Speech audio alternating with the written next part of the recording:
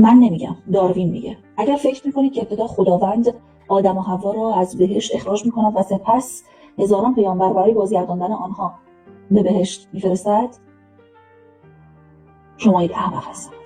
خدا پیامبران را نفرستاد تا آدم و حوا رو به بهشت برگردونه. خدا پیامبران را برای راهنمایی همه انسان‌ها فرستاد تا هر کسی با اختیار خودش راه درست یا غلط را انتخاب کنه. خدا در آیه 37 سوره بقره میگه آدم بعد از خطا توبه کرد و خدا هم توبهش رو پذیرفت. بنابراین رسالت پیامبران برای جبران خطای آدم نبود. خدا در آیه 30 سوره بقره به فرشتگان میگه من در زمین جانشینی قرار میدم. این آیه نشون میده که اومدن انسان به زمین تغییر برنامه خدا نبود، بلکه آغاز امتحان و زندگی واقعی او بود. و مکانی که آدم در اون بود بهشت ابدی نبود، بلکه باغ یا جایگاه ویژه‌ای برای آغاز زندگی آدم بود. چون در بهشت ابدی شیطان راهی برای ورود و وسوسه مؤمنان نداره و کسی هم که وارد بهشت میشه دیگه از اونجا بیرون نمیشه. در حالی که در داستان آدم شیطان اون رو وسوسه کرد و بعدم آدم از اون مکان به زمین فرود اومد. اگه انسان بدون هیچ آزمون و انتخابی از همون اول تو بهشت بود، دیگه مفهوم عدالت، اختیار و رشد معنایی نداشت. چنانچه خدا در آیه 2 سوره ملک میگه او کسی است که مرگ و زندگی را آفرید تا شما را بیازماید که کدام یک نیکوکارتری و دنیا را محل آزمون انسان و بهشت را پاداش کسانی معرفی میکنه که با اختیار خود راه هدایت را انتخاب میکنند. بنابراین بهشت ابدی مقصد و پاداش انسانه، نه نقطه آغاز زندگی.